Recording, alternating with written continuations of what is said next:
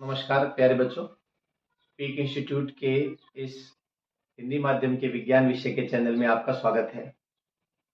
आज हम लोग हमारे विज्ञान की किताब का पाठ 2 शुरू करने वाले हैं, जिसका नाम है अम्ल, क्षारक तथा लवण। यह पाठ जो है वो पहले पाठ की नींव पर बना हुआ है। अगर आपने पहला पाठ अच्छे से तैयार किया है तो ये पाठ आपको अच्छे से समझ में आएगा। यदि पहले पार्ट में कोई कंसेप्ट में प्रॉब्लम है तो आप मेरी गैलरी में जाकर के 8 वीडियो आप देख सकते हो, रासायनिक अभिक्रिया और उनके प्रकार। बिना उनको देखे इस पाठ में थोड़ी दिक्कतें आएगी। चलिए, आज का वीडियो पाठ परिचय पर है। 10 मिनट के इस वीडियो में मैं आपको ये बताऊंगा कि इस पाठ में हम लोग क्या क्या पढ़ने वाले हैं। प्यारे बच्चों, जैसा कि पाठ का नाम है अम्ल, क्षारक और लवण, हम इस वीडियो में ये पढ़ेंगे इन तीनों की परिभाषाएं और उदाहरण। यानी कि गत वर्ष के अगर अपन पेपर देखते हैं तो बहुत ज्यादा संभावना रहती है अम्ल की परिभाषा, क्षार की परिभाषा, और कई बार तो मैच द कॉलम के अंदर प्रबल अम्ल, फिर उसका सूत्र, दुर्बल अम्ल, फिर उसका सूत्र, ए और बी कॉलम को मैच करने के क्वेश्चन दिए जाते हैं। तो इसका मतलब है इस पार्ट से आपके इस टॉपिक से क्वेश्चन अच्छे बन जाते हैं। इसको अच्छे से तैयार करना है। फिर अगली इसके बाद क्या आती है? इसके बाद अम्ल की अभिक्रियाएं देखेंगे हम लोग, यानी अम्ल धातुओं के साथ अभिक्रिया कैसे करता है।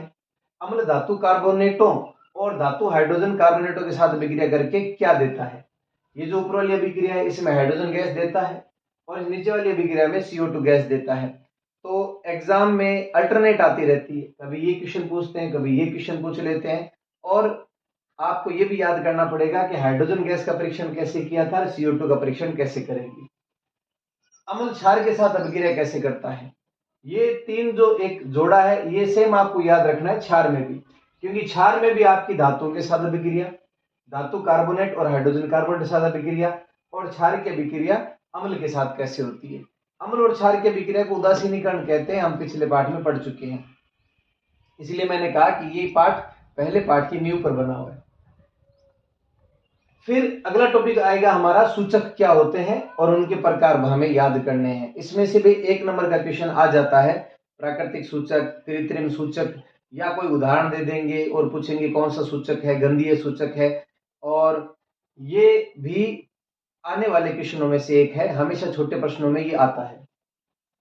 इसके बाद हमारा बड़ा क्वेश्चन अगर जो बनता है वो है पीएच तंत्र और अम्ल और क्षार सिद्धांत के दैनिक जीवन में उपयोग क्या है। तो प्यारे बच्चों, इसके अंदर छोटा सा एक चित्र होगा और पीएच तंत्र की पीएच स्केल आपको याद करनी पड़ेगी। हम जैसे कोई चीज कहते हैं कि भाई ये चीज कोई अम्लीय है, तो कितनी अम्लीय है, तो उसको एक अंक दिया गया है कि अगर वो पीएच मशीन पर 1 रीडिंग देती है तो बहुत अम्लीय है, अगर वो 2 रीडिंग दे रही है तो 1 से कम है, अगर वो 3 रीडिंग दे रही है तो 1 और 2 से कम है, पर 3 और 4 से ज्यादा है। तो इस तरीके से पीएच मशीन जो रीडिंग देती है वो हम समझेंगे यहाँ पर पीएच पट्टिका से। और साथ में इस अम्ल और क्षार के सिद्धांत के हमारे उपयोग क्या है, हमारे क्या काम आते हैं दैनिक जीवन में।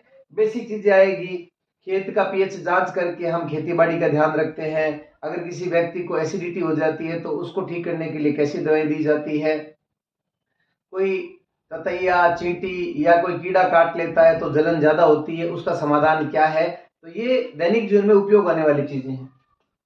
फिर अंतिम हमारा क्वेश्चन है, इन दोनों टॉपिक में से हमेशा बड़ा क्वेश्चन बनता है 2.5 नंबर के आसपास का। जो प्रमुख लवण है जो हमारे दिन रात हम काम में लेते हैं, खाने का सोडा, धोने का सोडा, विरंजक चूर्ण, सोडियम हाइड्रोक्साइड, कैल्शियम सल्फेट, ये इस तरीके की जो चीजें हैं इनका हम लोग यहाँ पर पढ़ेंगे। इन सभी के आपको सूत्र याद होने चाहिए, इनको बनाने की विधियां याद होनी चाहिए, और हम इनका उपयोग कैसे लेते हैं हम इस टॉपिक में पढ़ेंगे। तो मैंने आज आप लोगों को पाठ परिचय करवाया है, कल के वीडियो से हम पाठ शुरू कर देंगे।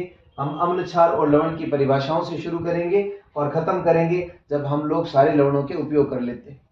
तो इस पाठ को पढ़ने का भी यही सिद्धांत है, जो प्रमुख जितने भी सूत्र आ रहे हैं उन सूत्रों को एक पेज पे लिखना और जहां आप पढ़ने बैठते हो वहां पे चिपका लेना, और सुबह और शाम उसको देखो, उसको याद करो। आप विश्वास रखें, आपके नंबर अच्छे आएंगे, आपकी मेहनत अगर अच्छी होगी तो फल भी अच्छा मिलेगा। मेरे आशीर्वाद और शुभकामनाओं के साथ में धन्यवाद।